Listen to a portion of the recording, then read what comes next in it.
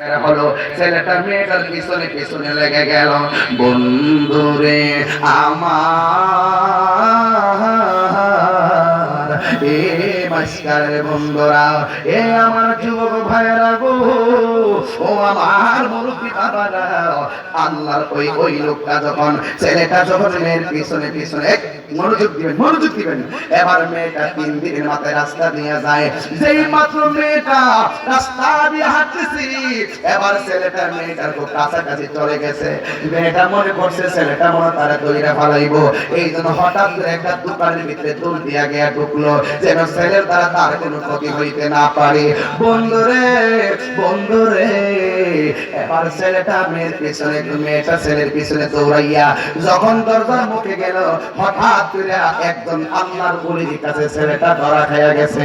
ওই আল্লাহর ওলির নাম হলো হযরতে হাসান বসরি।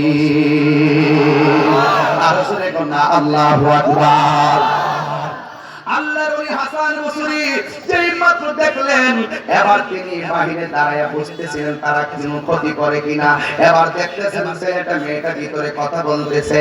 মেয়েটা ডাক দিয়ে কয়, ও ভাই, তুমি কেন আমার সামনে এমন ভাবে ঘুরো? আজকে অনেক দিন ধরে 3 দিন হয়ে গেল, তুমি কেন আমার পিছনে এমন ভাবে ঘুরতেছো? এবার ছেলেটা ডাক দিয়ে কয়, বোন আমার, তুমি মনে করতেছো আমি তোমার কোনো ক্ষতি করব? ওয়াল্লাহি তাআলাহি বিল্লাহ, আল্লাহর কসম করে বলি আমার দ্বারা তোমার কোনো ক্ষতি হবে না গো, আমার দ্বারা তোমার কোনো ক্ষতি হবে না।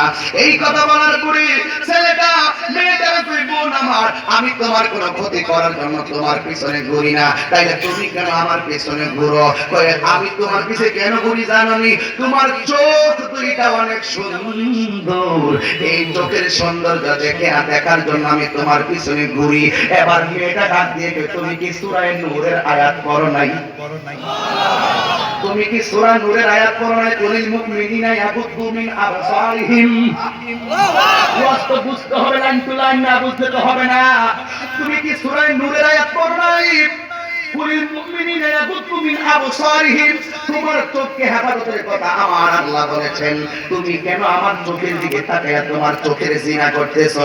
এবার ছেলেটা ডাক দিয়ে কয়, বোন আমার, আল্লাহর কসম করে বলি আমি তোমার চোখ দেখে তোমাকে গবেষণা করি না, আমি তোমার চোখ দেখে আমি এমন একজনকে গবেষণা করি। তুমি যদি তোমার চোখ যদি এত সুন্দর হয়, যিনি তোমার চোখ বানাইছে না জানে তিনি আল্লাহ কত হৃদয়টা ফাইটটা যায়, কলিজাটা পাগ হয়ে যায়। ও মা, তোমার চোখ যদি এত সুন্দর হবে না জানি গো, আমার আল্লাহ কত সুন্দর। প্রেমিক কারে লয়া তাফাক্কারুনা ফি খালকিস সামাওয়াতি ওয়াল আরদ। আসমান এবং জমিনের মধ্যে যা আছে সব কিছু নিয়ে আল্লাহর গবেষণা করো। একটা কাঁঠালের বীজ হইলে এটা দিয়ে আল্লাহর গবেষণা করো। কাঁঠালের একটা বীজ লাগাইলাম, গাছ হয়ে গেল, ডাল হয়ে গেল, এটা থেকে আমার হাজার হাজার কাঁঠাল জন্ম, কে বানাইলো? সবার খুলে বলো, কে বানাইলো? দিনগুলি সবে কি রঙের পার্থক্য নেই মোটে, সাদা কালো বাচ্চাগুলো কেমন করে ফুটে। একই রঙের ডিম টিকা, 3টা বাচ্চা হলো কালো, 3টা বাচ্চা হলো সাদা, 3টা বাচ্চা হলো গোলাপ সুলাইল্লাহ। জোরে কন্যা সুবহানাল্লাহ। আরে ভাই, তেঁতুল কেন এত টক, মিষ্টি কেন চিনি? এইভাবে কথা যদি বলি, জিহ্বা হলো একটা, চিনি মুখে দিলাম লাগলো মিষ্টি, আবার তেঁতুল মুখে দিলাম লাগলো টক। একটা জিহ্বা দিয়া রঙের বেরঙের স্বাদ তিনি অনুভব করায়, তিনি হলো একজন। জবান খুলে বলো তিনি কে? তাই সেই মালিককে তো সবার চিনা রাখবো। মেয়েটা ডাক দিয়ে দেবো, তুমি আমার চোখের দিকে তাকায়া মনিবের গবেষণা করো। কিন্তু এমন অনেক যুবক আছে তারা আমার চোখ দেখে আমার গবেষণা করবে। কারণ আল্লাহ তো আমাদেরকে বলেছে, ওয়াকুলিল মুমিনাতি ইয়াকুতুনা মিন আবসারিহিন্না। আল্লাহ তো আমাদেরকে বলেছেন চোখের হেফাজত করার জন্য।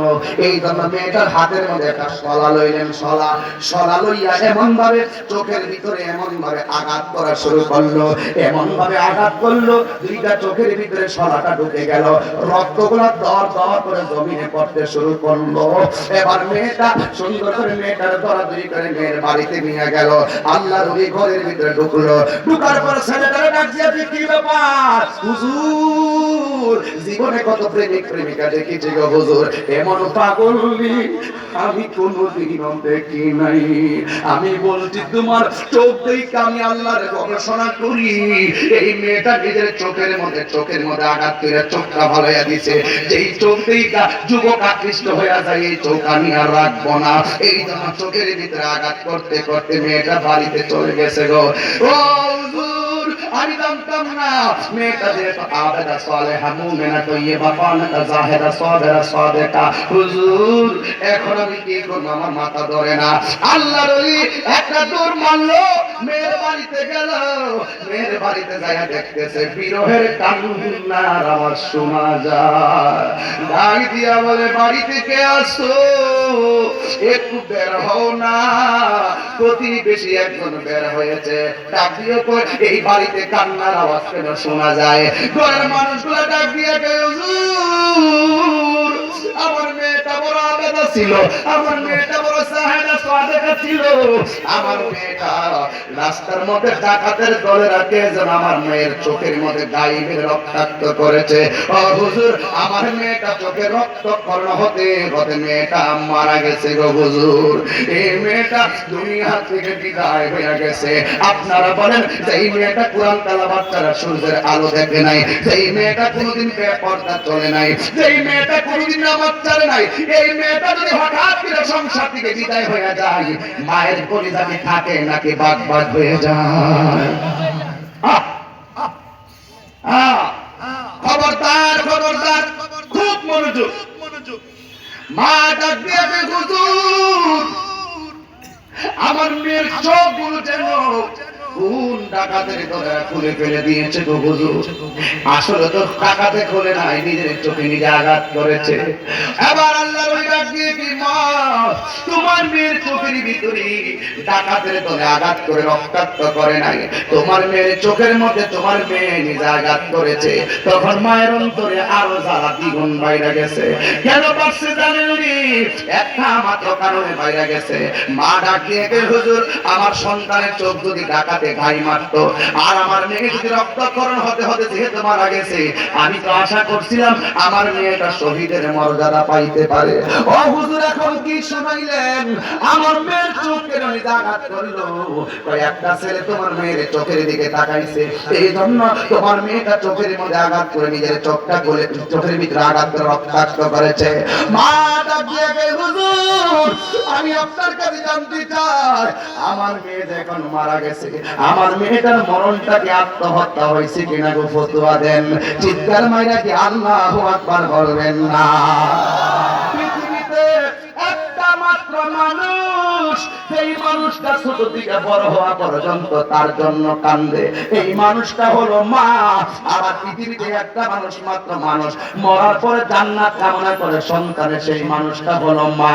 কারণ এই মা সারাটা জীবন তোমার জন্য কষ্ট করে লালন পালন করার পরেও মাকে সন্তান ভুলে যায়, কিন্তু সন্তান মাকে ভুলে যেতে পারে, কিন্তু মা সন্তানকে ভুলতে পারে না। কথা বলেন ঠিক কিনা? এই জন্য মা চোখের পানি বানায় কই, হুজুর, আমি এখন কি করব? আমার বুকটা ফাইটা যাইতেছে। ইন টাইমে হুজুর ডাক দিয়া বলেন, আমার একটা জায়নামাজ দাও। এবার একটা জায়নামাজ হাতের মধ্যে নিলেন, তিনি ওযু করলেন, ওযু করে নামাজের মধ্যে দাঁড়াইলেন, 2 রাকাত নামাজ পড়লেন। এবার 2 রাকাত নামাজ পড়ে সিজদায় গেলেন। আমার আল্লাহর একটা ডাক দিয়া বলেন, আল্লাহ, এ আমার আল্লাহ, আমি জানতে চাই গো আল্লাহ, এই মেয়েটা তো অন্য কেউ মেয়েটার চোখে আঘাত করে নাই, নিজের চোখে নিজে আঘাত করেছে। আমি জানতে চাই গো আল্লাহ, একটা ইলহাম করে দাও না গো আল্লাহ, আমার এই মেয়েটা কি জান্নাতি না জাহান্নামী? এইভাবে আল্লাহর সিজদার মধ্যে পড়ে আল্লাহর কাছে বলতেছে আর বলতেছে, আল্লাহ, এই মেয়েটা তো তোমার ভয় করে চোখের ভিতরে আঘাত করেছে, সে তো মরার নিয়তে আঘাত করে না, সে তো তোমাকে ভয় করে চোখের মধ্যে আঘাত করেছে। ও আল্লাহ, পৃথিবীর কেউ কাহার মনের খবর না জানো, একজন জানে জবান করে বলো তিনি কে। এই জন্য মা দরদি পাশে দাঁড়াইয়া দাঁড়াইয়া বুক পাশে চোখের পানি বাড়ায় কান্দে। যুবক রে যুবক, তোর বিপদের কালে দুইটা মানুষ নিঃস্বার্থে দোয়া করবে, একটা হলো তোমার মা আর একটা হলো তোমার বাবা। এই জন্য যুবক, আমি তাহিরির কথা শুনতে পারবা, আমি তাহিরির কথা শুনে শুনে তোমরা মারহাবা বলতে পারবা। আমি তাহিরির সামনে বসে যদি আপনারা বয়ান শুনলেই শুধু চলবে না, বাড়িতে গিয়ে সন্তানকে দিনের পথে কায়েম রাখেন। আর বাড়িতে মা বাবার সন্তানকে বলে দিয়ে যায় আপনাদেরকে, মা বাবাকে কোনোদিন কষ্ট দিয়ে তাহিরির সামনে বয়ান শুনতে আসবেন না। আমি জানতে চাই যে এই মা সন্তান বিপদের কালে আল্লাহর কাছে প্রার্থনা করে, এই মায়ের খেদমত আমাদের দরকার আছে না না? ও আমার মাস্টারের মা, তোমাদেরকে জানাইতাম পারি নাই, ফেসবুকে সবাই জানছেন। কারণ আমি আমার বাবাকে হারাইছি কোন দিন জানো? মার্চ মাসের 5 তারিখ। আজকে 11.5 মাস পার হয়ে গেল, কিন্তু আমার বাবার মতন কাউরে দেখি না।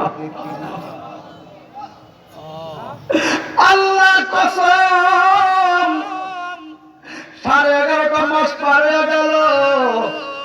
2020 সালে মার্চের 5 তারিখে আমার বাপটারে হারাইলাম। আমার মতন অনেক পাগল আমার তাদের মারে হারাইছে। আজকে বাড়ি থেকে বের হইছি, কিন্তু বাবার চেহারা দেখে আসতে পারি নাই। গত কয়েক বছর আগে যখন মাঝখানে আসছিলাম, তখন তো আমার আব্বা দুনিয়াতে ছিল। ও বন্ধুরে, বুকটা ফাইটা যায়। ঘরের কথা কেন কইতেছি জানি? একটা মাত্র কারণ, আমরা যদি ঘরটা ঠিক করতে না পারি, আল্লাহর কাছে জবাব দিতে হবে। জীবনে কোনোদিন যদি একটা কিছু হতে চাও, দেশ এবং আখিরাত আর দুনিয়ার আখিরাত, তাহলে কোনোদিন মা বাবার মনে কষ্ট দিও না। আমি আমার বাবারে কবরে নামায়া দাড়িগুলো হাঁকায়া দিয়া কবরে মাটি দিয়ে ইসলাম, আজকে পর্যন্ত জানলাম না বাপটা কবরে কেমন আছে। বাবার কাপড়ে একটা টুকরা আমার ঘরের টেবিলের মধ্যে রাখছি। এই টেবিলটা মাহফিলে আসার জন্য রওনা দিলে কাপড়টা আমার বুকের মধ্যে লাগাইয়া বের হয়। সারা জীবন বাবার সালাম ফিরে পাইছি।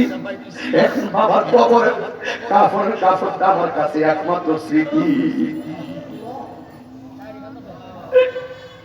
বাবার কাপড়টা আমি মুখের মধ্যে লাগাইয়া বের হই। আব্বার কাপড়টা মনে হয় পুরান হয়ে গেছে, কিন্তু আমার কাপড়টা আমার ঘরের ভিতরে আছে। কিন্তু যুবক ভাইরা পায়ের মধ্যে দইরা বলে দিয়ে যায়, যারা সত্যিকার বাবারে ভালোবাসে, এরা বাবা হারা বিচ্ছেদ কখনো মেনে নিতে পারে না। সত্যিকার যারা মাকে ভালোবাসে, এরা কখনো মা হারানো বিচ্ছেদ মেনে নিতে পারে না। আর যারা বাবা মার বৃদ্ধাঙ্গুল দেখা ওই কুলাঙ্গারদের কাছে মা বাবার কথা বললে মুখে হাসি আসে। কথা বলেন ঠিক না বেঠি? ওরা কুলাঙ্গার জাতি, মা বাবার বিরহের কথা বললে তারা মুখের মধ্যে হাসি আছে। ওরা ব্যক্তির সন্তান, সমাজের অভিশপ্ত সন্তান। এদের জায়গা কাহিনীর সামনে হবে না। খবরদার বলে দিলাম, বাবার বুকে লাথি মাইরা কাহিনীর সামনে দাওয়াত করে মোটা অঙ্কের হাদিয়া দিবা, বিশাল বড় প্যান্ডেল সাজাইবা, তোমার